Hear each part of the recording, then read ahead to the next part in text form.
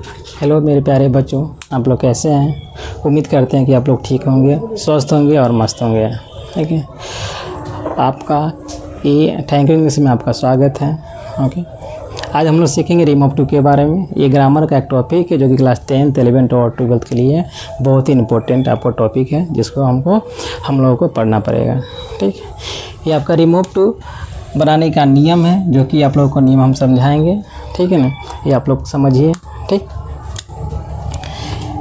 बनाने का नियम क्या कह रहा है आपका, सब्जेक्ट प्लस हेल्पिंग वर्ब जो हो वो लिखना है। क्वेश्चन में अगर है सब्जेक्ट प्लस हेल्पिंग वर्ब जो रहेगा वो हमको सेम आंसर में हमको ही लिखना है।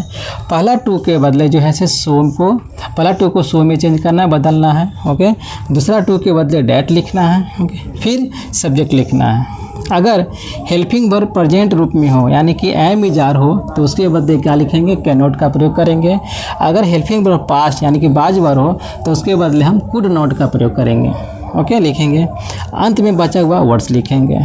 एक चीज़ और ध्यान रखेंगे हम लोग, अगर कोई एक लड़का का नाम हो, कोई भी अगर पुरुष का नाम हो तो डैट के बाद हम ही का प्रयोग करेंगे। ओके, न कि डबल नाम हम रिपीट करेंगे। ओके, अगर फीमेल का नाम हो, ठीक, कोई भी अगर स्त्री या फिर कोई एक लड़की का नाम हो तो उसके बदले डैट के बाद जो है सो हम लोग सी का प्रयोग करेंगे। ओके, और हम लोग एग्जाम्पल के माध्यम से समझेंगे। ओके, अगर क्वेश्चन आएगा he is too big to walk, he is too big to walk, ये जो आपका ग्रामर का कोई भी अगर टॉपिक रहेगा आपका, ठीक है ना, वो आपका शॉर्ट मतलब कि ऑब्जेक्टिव क्वेश्चन ही पूछा जाएगा। ठीक, he is too big to walk का आंसर हो जाएगा आपका ही इज। ये आपका सब्जेक्ट हो गया, ये आपका हेल्पिंग वर्ब, जो क्वेश्चन में रहेगा वही हम आंसर में सेम उतारेंगे। ओके, रिमूव टू का मतलब होता है क्या कि टू को डिस्प्लेस करना यानी कि टू को हटाना होता है। बाकी को जो भी वर्ड रहेगा वो सेम हम वर्ड को लिखते हुए चले जाएंगे। ठीक है, और ये टू के बदले क्या करना, सो लिख दिए। ओके, वीक है यहाँ तो वीक आंसर में भी हम सेम लिख दिए।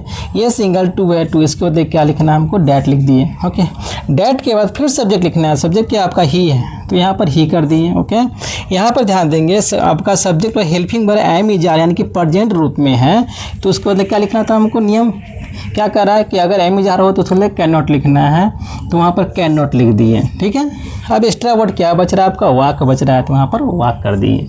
ठीक है, यानी कि he is too big to walk का आंसर हो जाएगा he is so big that he can not walk. ये दोनों का आंसर सेम हो जाता है यहाँ पर कि वह इतना कमज़ोर है कि वह टहल नहीं सकता है। ठीक है, नेक्स्ट क्वेश्चन क्या कर रहा है कि she is too lazy to run.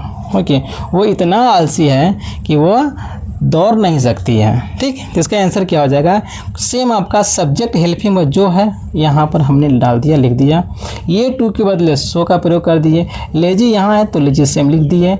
ये टू के बदले क्या लिखना है, डैट लिखना है। ये सिंगल टू के बदले क्या लिखना है, डैट लिखना है। डैट का प्रयोग कर दिए। फिर तुरंत क्या करा नियम, फिर सब्जेक्ट लिखना है। सब्जेक्ट आपका सी है तो यहाँ पर सी का प्रयोग कर दिए। ओके, अगर हेल्पिंग वर्ब क्या करें, यहाँ पर एम इज आर है और तो इसके बदले हम कैन नॉट का प्रयोग कर दिए। और रन कर दिए, लास्ट वर्ड है रन तो रन कर दिए। यानी she is too lazy to run का आंसर हो जाता है यहाँ पर she is so lazy that she can not run. Okay, next question क्या कर रहा है कि I was too poor to buy a cycle, मैं इतना गरीब था कि मैं साइकिल नहीं खरीद सकता था। ओके, आंसर क्या हो जाएगा, आई हो गया, बाज का बाज हो गया। ओके, ये टू के बदले सो का प्रयोग कर देंगे। पुअर है तो पुअर कर दिए। ये टू के बदले डैट लिख दिए, बाई का सॉरी। ओके, और ये डैट के बाद क्या लिखना है, फिर सब्जेक्ट के क्या करना है, डैट के बाद क्या करना है, फिर सब्जेक्ट लिखना है। सब्जेक्ट यहाँ पर आई कर दिए। और यहाँ पर देखिएगा अब यहाँ पर क्या वाज वर्ब हो, ठीक है ना, तो वाज वर्ब हो तो आपका वाज वर्ब का जो है यहाँ पर वाज वर्ब कर क्या लिखना था, यहाँ पर कुड नॉट का प्रयोग कर दिए। ओके, इसका एक्स्ट्रा वर्ड क्या यहाँ पर आ रहा है कि बाई अ साइकिल, तो यहाँ पर बाई अ साइकिल कर दिए। ठीक है, I was too poor to buy a cycle का आंसर हो जाएगा कि I was so poor that I could not buy a cycle. Okay. Next question क्या करा है कि Ram is too fat to jump. तो आंसर यहाँ पर क्या हो जाएगा, राम यानी कि सब्जेक्ट और हेल्पिंग वर्ब जो है यहाँ पर लिख दिए। सो फैट था मतलब कि टू के बदले क्या कर दिए यहाँ पर सो कर दिए।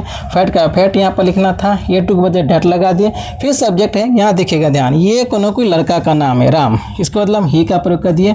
और यहाँ पर एम ही जा रहा है, हेल्पिंग वर्ब है, यहाँ पर कैनॉट लिख दिए और जंप का जंप कर दिए आंसर। ओके, तो Ram is too fat to jump, इसका आंसर हो जाएगा कि Ram is so fat that he can not jump. Okay, ये आपका डबल टू का जो रिम ऑफ टू है, ये हमने सारा रूल के साथ जो है एग्जाम्पल में हम लोग पढ़े हैं। ठीक है, उम्मीद करते हैं कि ये आपको समझ में आया होगा। अगर वीडियो अच्छा लगे तो लाइक शेयर और सब्सक्राइब करेंगे। Okay, thank you.